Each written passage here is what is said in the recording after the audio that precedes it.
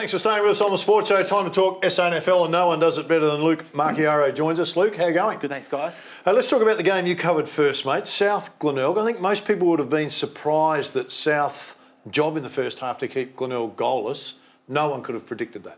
No, absolutely not. And coming in, South have been under the pump, lost a few games in a row, got beaten by Central's at Elizabeth the week before, and was really last chance saloon for their season. If they lost, their season was probably over.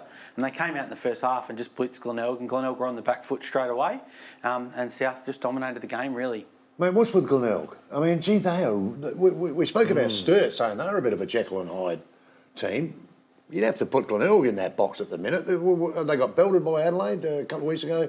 This is not a good result. No, they've got a couple of issues. I think they've really struggled to replace Sam Durden in their back line. I think the Crows had 14 goal kickers the week before. South had 10 on the weekend, and a lot of teams are scoring on them a bit more freely than what they were previously. So they really missed Sam Durden in their back line. And the other issue is their ruck. They dropped Jack Hanneth on the weekend. They played a young debutant from Marchioro.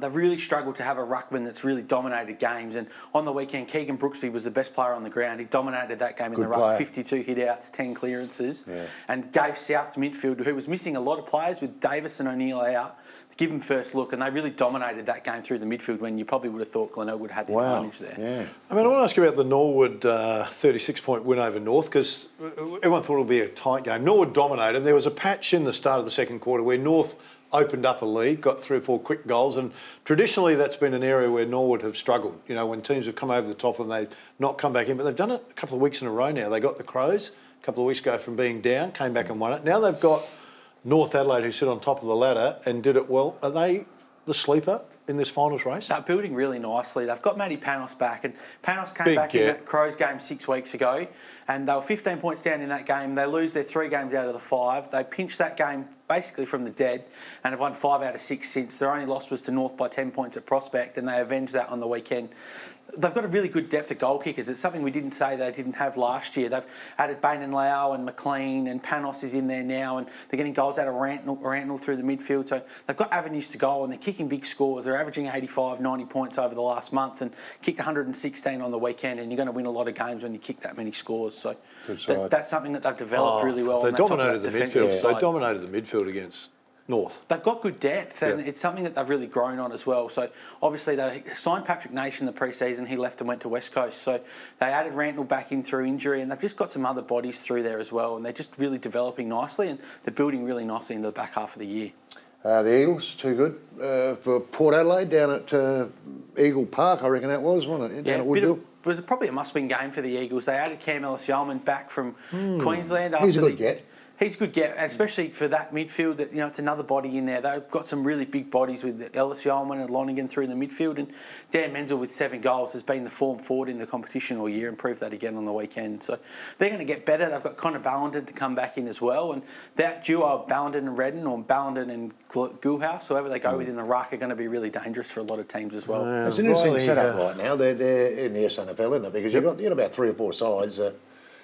A good size. Anything can happen. To be fair, there's probably 7 teams that are from South right up on the ladder. All those teams could still play finals. In the last couple of years, we probably haven't had that depth in the competition. And even a team like Central District have won 3 of their last 4, are building really nicely and could cause some havoc on the way home for some teams as well. Yeah. Has Paul Thomas been harshly dealt with this year? There's been a divide on some love him, some hate him, but there seems to be a bit more hatred. The players clearly love him and have been massively supporting publicly, and now we see that Centrals are starting to make progress. Was he misjudged? I think a little bit. I spoke with Tomo a few weeks ago after they beat South Adelaide, and he basically said that last year was about finding what players could play at the level. Every week you looked at their team last year, it was 4 changes, 5 changes, 6 changes. This year they've really cut back on that. They've sort of worked on their group of players, and we know they're really good players like Pressbury, the Schiller brothers, Justin Hoskin, Fraser Ford are really good, but they've added some really good players around them, these younger guys. Ethan East kicked 4 goals on the weekend. Cooper Darms is another one. Hayden Grace. They're really building that depth of younger guys that are coming through. Aaron Nitschke played his first game in 2 years off knee reconstructions for them as well. And they're building a really nice core. And they're not going to play finals, but they could be a lot like Sturt last year, where they might win 6 out of 8 coming home and really build into next year with that kind of list and do some damage. Good form. So they might determine who plays in the finals. They play North, Norwood and Adelaide at Elizabeth Oval in the last 5 weeks. Now, sorry, Sturt, North and Adelaide, but they play all those teams, and if they beat one of those teams on the way home, it could cause some ramifications for the top 3 or the top 5, and they're going to be really dangerous. Teams won't want to play them on that big ground. Well, it's interesting. 8-5 Norwood, 8-5 Eagles, 8-5 Sturt, 8-5, and South are just under that. They're 6, so they're all within touch. But Panthers play Norwood on the weekend. It's a massive game for South Adelaide. It's a huge game for South. They beat them earlier in the year, and they're just starting to get that best. We talk about their best 22. They haven't had it all year, and they're slowly getting there. Matty Rose came back on the weekend, who's missed a lot of footy as their captain, and didn't have a ton of footy, but had 7 touches in the first quarter and really set the tone. They'll get Mitch O'Neill back, and they've got to win that game, but they're just building nicely through that midfield, and they're getting closer and closer to their best 22. And there might be a team that can win 4 or 5 games on the way home and be really dangerous. Yeah. Well, what do you think about Centrals and Sturt, mate? We just talked how good Centrals are, and Sturt got a good win on the weekend. They surprised. Sturt beat Adelaide on the weekend. It was a really good win for them. They kicked, Dave Davis again up forward was a difference in that game. But I think Centrals can be really dangerous, especially on the big ground at Elizabeth. Last year, these teams played a really scrappy game out there. But Centrals have just got good form. They've got a lot of momentum at the minute, and they're going to have their best 22 to pick from. When they've got these guys like Hoskin and Schiller and Presbury all playing, they've been really competitive. So, that's going to be a real danger game for Sturt. And if they want to play finals, they really have to win that game this week. What do you make of the North Adelaide game in Whyalla? Because it's a pivotal time for both clubs. It is. Adelaide I think Adelaide are personally going to be on the slide in the next few weeks. I think they've had some injuries at AFL level, and it gets to this time of the year where those guys get injured, they don't come back at AFL level. Now they're starting to rest blokes and think of next year, given they're not going to play AFL finals. And they're a team that on the weekend they were missing a few. Luke Brown didn't play, so all of a sudden they've got 2 or 3 extra of these development or top up players, and they struggle a little bit. They hit the front in that game, but then fell away. So I think North, it's a really important game for them. They play the Eagles next week as well. So if they lose that, that'll be 3 out of 4, their last 4 that they've lost going into the Eagles game. So there's going to be a big crowd there, affiliated with the country championships. So I think it's a really important game for North Adelaide this weekend. Port Westies? Grand final for Westies, I think, really. If they're going to win a game this year, it's probably this one against Port. Port have been really patchy with their form. They've had a lot out of their AFL side, which affects their SANFL team. I think this weekend will probably be similar with playing in Alice Springs. I think they'll have to take 2 or 3 emergencies up there in case of injuries and COVID and all that type of stuff. And I think, for West Adelaide at home, they've got this is a real important game for them this weekend. This is what worries me about Port Adelaide. This is what worries me greatly about Port Adelaide and the SANFL. I, for one, want to see the Prison Bar Guernsey go, be put in the museum. The Port Adelaide in the SANFL should wear the silver, black and white, no prison bar.